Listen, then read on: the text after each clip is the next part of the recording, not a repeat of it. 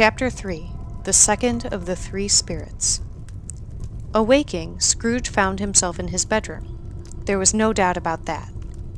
But it and his own adjoining sitting room, into which he shuffled in his slippers, attracted by a great light there, had undergone a surprising transformation.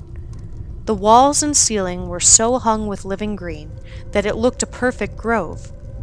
The leaves of holly, mistletoe, and ivy reflected back the light, as if many little mirrors had been scattered there. And such a mighty blaze went roaring up the chimney as that petrifaction of a hearth had never known in Scrooge's time, or Marley's, or for many and many a winter season gone. Heaped upon the floor to form a kind of throne were turkeys, geese, game, brawn, great joints of meat, pigs, long wreaths of sausages, mince pies, plum pudding, barrels of oysters, red-hot chestnuts, cherry-cheeked apples, juicy oranges, luscious pears, immense twelfth cakes, and great bowls of punch. In easy state upon the couch there sat a giant, glorious to see, who bore a glowing torch in shape not unlike Plenty's horn, and who raised it high to shed its light on Scrooge, as he came peeping round the door. Come in, and know me better, man. I am the ghost of Christmas present. Look upon me. You have never seen the like of me before. Never. Have never walked forth with the younger members of my family? Meaning, for I am very young, my elder brothers born in these late years? Pursued the phantom.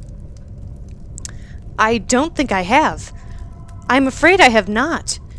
Have you had many brothers, Spirit? More than 1,800. A tremendous family to provide for. Spirit, conduct me where you will. I went forth last night on compulsion, and I learned a lesson which is working now. Tonight, if you have aught to teach me, let me profit by it.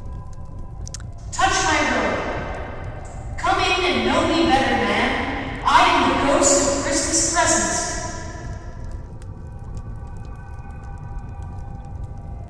Scrooge did as he was told, and held fast.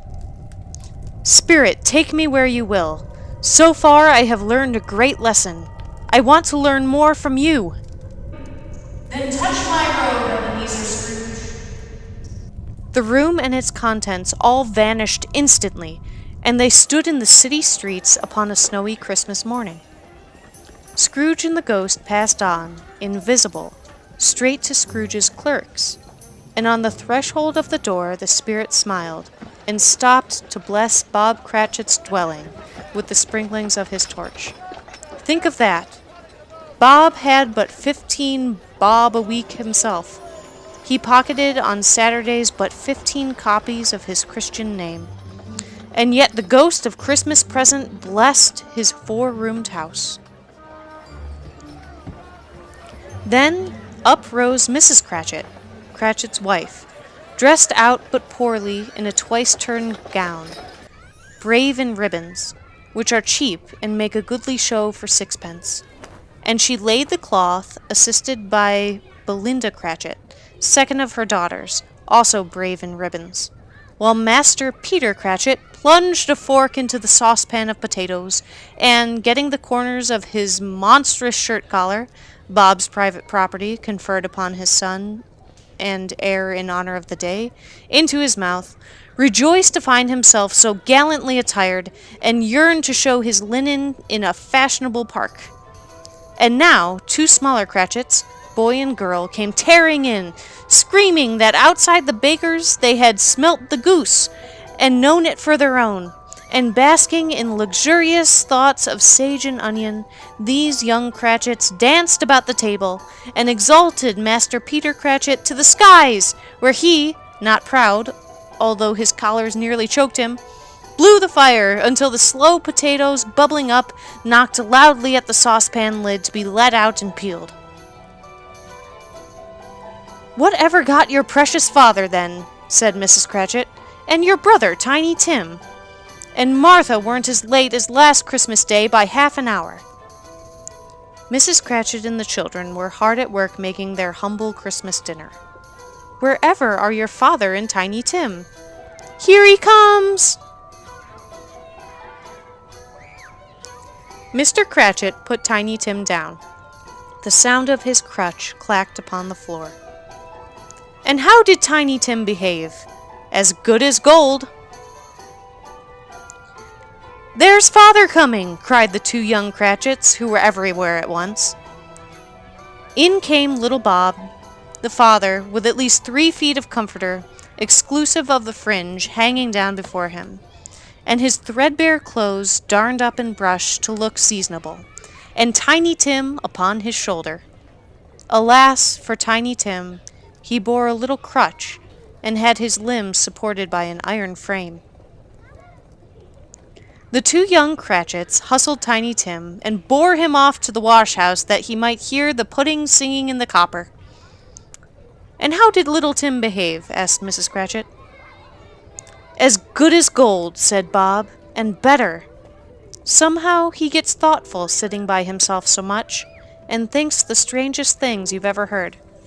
He told me, coming home, that he hoped that people saw him in the church, because he was a cripple, and it might be pleasant to them to remember upon Christmas Day who made lame beggars walk and blind men see." Bob's voice was tremulous when he told them this, and trembled more when he said that Tiny Tim was growing strong and hearty. His active little crutch was heard upon the floor, and back came Tiny Tim before another word was spoken, escorted by his brother and sister to his stool beside the fire.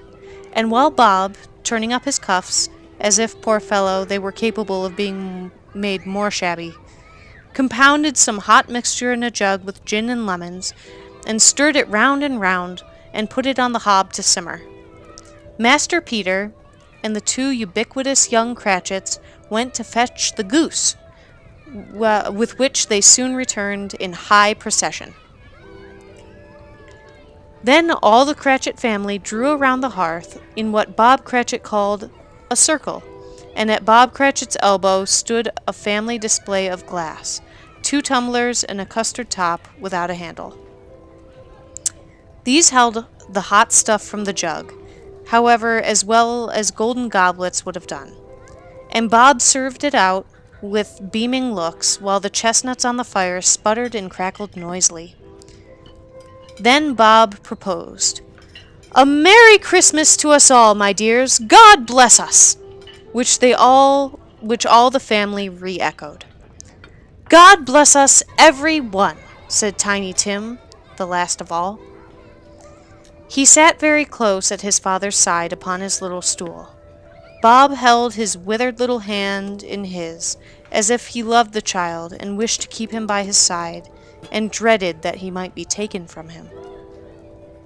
The Cratchit family sat down to their simple dinner. "Merry Christmas, my dears! God bless us! God bless us, every one!" Scrooge raised his head speedily on hearing his own name. "Mr. Scrooge," said Bob, "I'll give you Mr. Scrooge, the founder of the feast." "The founder of the feast, indeed!" cried Mrs. Cratchit, reddening. "I wish I had him here. I'd give him a piece of my mind to feast upon, and I hope he'd have a good appetite for it." "My dear," said Bob, "the children! Christmas Day!"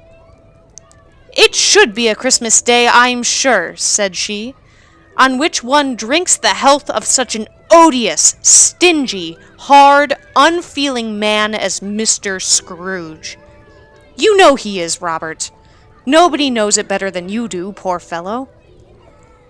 "My dear," was Bob's mild answer, "Christmas Day." "I'll drink his health for your sake, and the day's," said Mrs. Cratchit. "Not for his. Long life to him! A Merry Christmas and a Happy New Year. He'll be very merry and very happy, I have no doubt." The Cratchits were poor, but they were having a wonderful time celebrating with each other. "Come." "Tell me, Spirit, will Tiny Tim live? I see a vacant seat in the corner and a crutch without an owner. If these shadows remain unaltered by the future, the child will die. No, Spirit! Say he will be spared! One of your own words just the other day. If they would rather die, then they had better do it, and decrease the surplus population. Scrooge was horrified to hear his words repeated.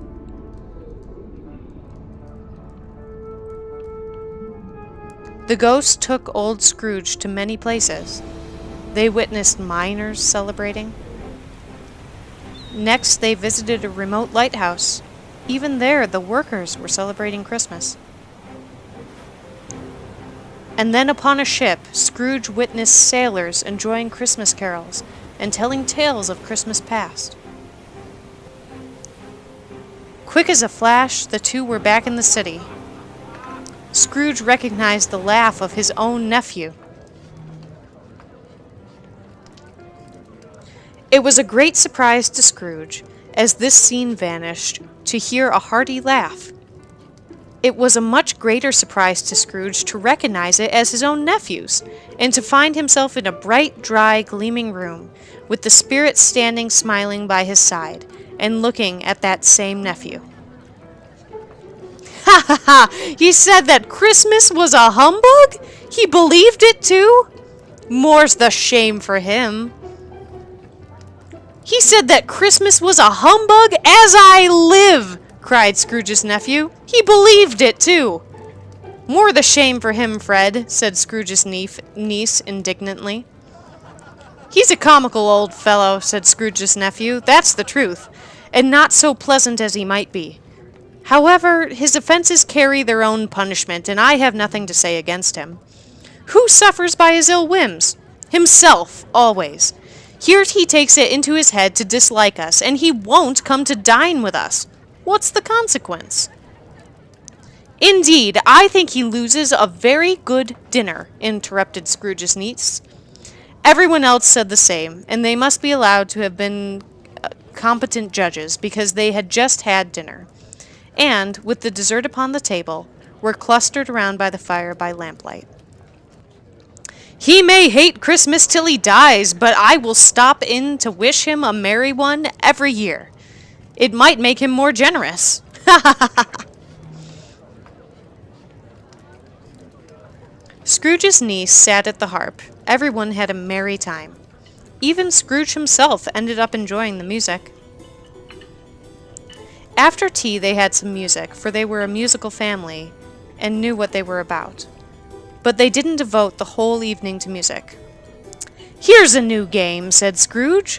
1 half-hour, Spirit, only one. It was a game called Yes and No, where Scrooge's nephew had to think of something, and the rest must find out what. He only answering their questions with yes or no, as the case was. The fire of questioning to which he was exposed elicited from him that he was thinking of an animal. A live animal, rather a disagreeable animal, a savage animal, an animal that growled and grunted sometimes, and talked sometimes, and lived in London, and walked about the streets, and wasn't made a show of, and wasn't led by anybody, and didn't live in a menagerie, and was never killed in a market, and was not a horse, or a donkey, or a cow, or a bull, or a tiger, or a dog, or a pig, or a cat, or a bear. At every new question put to him, his nephew burst into a fresh roar of laughter, and was so inexpressibly tickled that he was obliged to get up off the sofa and stamp. At last the plump sister cried out, "I've found it! I've found it out! I know what it is, Fred! I know what it is!" "What is it?" cried Fred. "It's your uncle, Scrooge!" Which it certainly was. Admiration was the sentiment, though some objected that the reply to "Is it a bear?" ought to have been yes. Guests took turns guessing what Scrooge's nephew was acting out. I've got it! You're Uncle Scrooge! You're correct! Scrooge was hurt, but still he wanted to stay. The spirit had other ideas. They visited sick beds where families visited their ill relatives. Much they saw, and far they went, and many homes they visited, but always with a happy end. The spirit stood beside sick beds, and they were cheerful. On foreign lands they were close at home. By struggling men, and they were patient in their greater hope. By poverty, and it was rich. In almshouse, hospital, and jail, in misery's every refuge, where vain man in his little brief authority had not made fast the door, and barred the spirit out, he left his blessing, and taught Scrooge his precepts. They visited poorhouses. Then they visited jails. Everywhere they went, people were celebrating despite their poor circumstances. And then he noticed the ghost's appearance had changed. My time on Earth is very short. It ends tonight, at midnight. Tonight? The clock struck 12. The ghost of Christmas present vanished. The bell struck 12 and the spirit disappeared. Scrooge looked about him for the ghost and saw it no more. As the last stroke ceased to vibrate, he remembered the prediction of old Jacob Marley, and lifting up his eyes, beheld a solemn phantom, draped and hooded, coming like a mist along the ground toward him.